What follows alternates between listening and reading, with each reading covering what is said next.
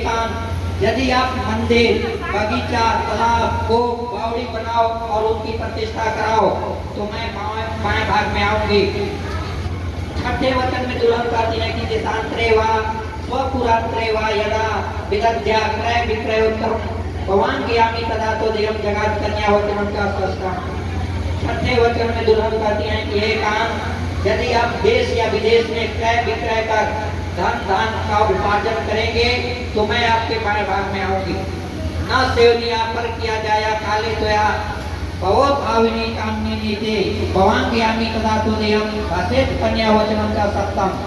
सातवें वचन में दुल्हन कहती है कि यदि भविष्य में अत्यंत प्रबल कामना होने पर भी आप दूसरे की स्त्री का सेवन न करें, एक पत्नी व्रत धारण करें तो मैं आपके भवांग में आऊंगी।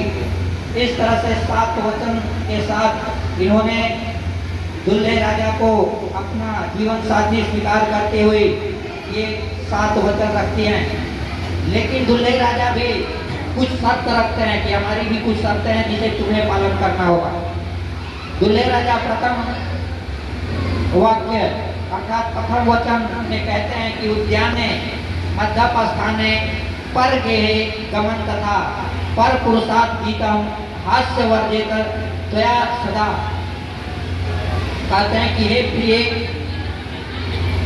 आपको बगीचे में तथा शराबियों के स्थान में अकेली कभी नहीं जाना होगा तथा पर पुरुष के साथ क्रीड़ा करना, हंसना, बोलना सर्वदा छोड़ देना होगा।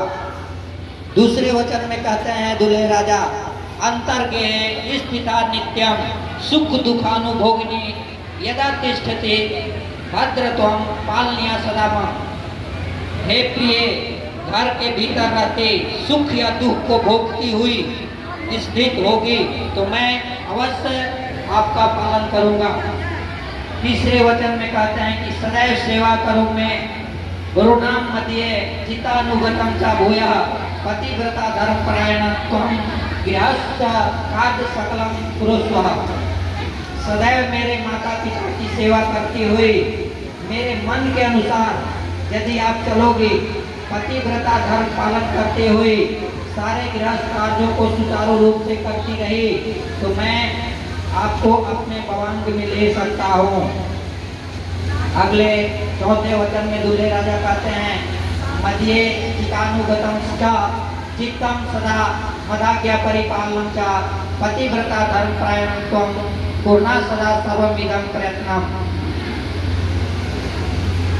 यदि आप मेरी इच्छा के अनुसार अपना इच्छा रखेंगे और सदा मेरी आज्ञा पालन में अपना चित्त लगाएंगे और पतिव्रता धर्म पालन करोगे तो मैं तुम्हें अपने भवांग में ले सकता हूँ। इस तरह से दूल्हे राजा भी कुछ शर्त रखते हुए इन्हें अपने दुल्हन के रूप में स्वीकार करते हैं। ये सप्तपदिका का समाप्त हुआ। अगला कार्यक्रम सिंदूरदान का होता है जिसमें दुल्हन के पक्ष से सिंदूर सुहाग का नहीं बल्कि श्रृंगार का प्रतीक है। हमारे समाज में लोगों के मन में भाव सिंदूर सुहाग का, लेकिन सुहाग का प्रतीक नहीं, ये 16 श्रृंगार लड़कियां करती हैं, उसमें एक श्रृंगार है। आज दुल्हे राजा सबके सामने सिंदूर देकर दुल्हन को 16 श्रृंगार से परिपूर्ण करेंगे। ये श्रृंगार सिंदूर हमारी व्यवस्था आदर्श विवाह में नहीं है, लेकिन ये जो समाज अभी चल रहा है हमारा, उसके अनुसार ये आपकी व्यवस्था है। ये श्रृंगार में आता है, इसको दुल्हन कर सकती हैं, नहीं भी कर सकती हैं तो जरूरत नहीं है, लेकिन श्रृंगार में है, श्रृंगार करें।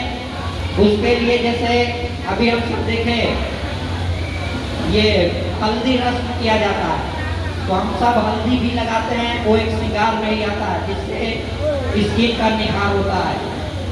दुल्हन को काजल लगाया जाता है। काजल का मतलब जैसे घर से दूल्हे राजा भी जब चलते हैं तो उनको काजल लगा कर के वहाँ की महिलाएं भेजती हैं कि नजर न लग जाए, लेकिन नजर से उसका मतलब नहीं है। काजल एक श्रृंगार में ही आता है जो शरीर की सुंदरता को बढ़ाता है। इस तरह से श्रृंगार में ही आता ये सिंदूरदान। कुछ महिलाएं जो दुल्हन की तरफ से आई हैं, इनके साथ इनकी चाची, बुआ या इनकी भाभी आई होगी, सहेलियां, 5 स्वागत महिलाएं आएंगी मंच पर और आप लोग सिंदूर दिलवाने का काम करेंगे। आ जाइए।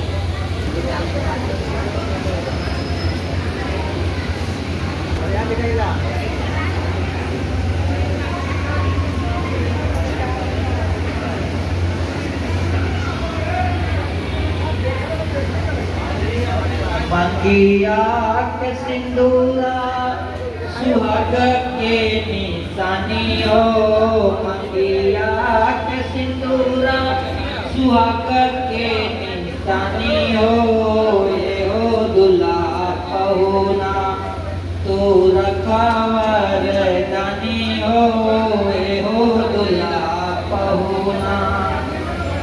मंगिया के सिंदूरा सुहाग के निशानी हो, मंगिया के सिंदूरा सुहाग के निशानी हो, ए हो दुल्हा पहुना तो रखवर दानी हो, ए हो दुल्हा पहुना।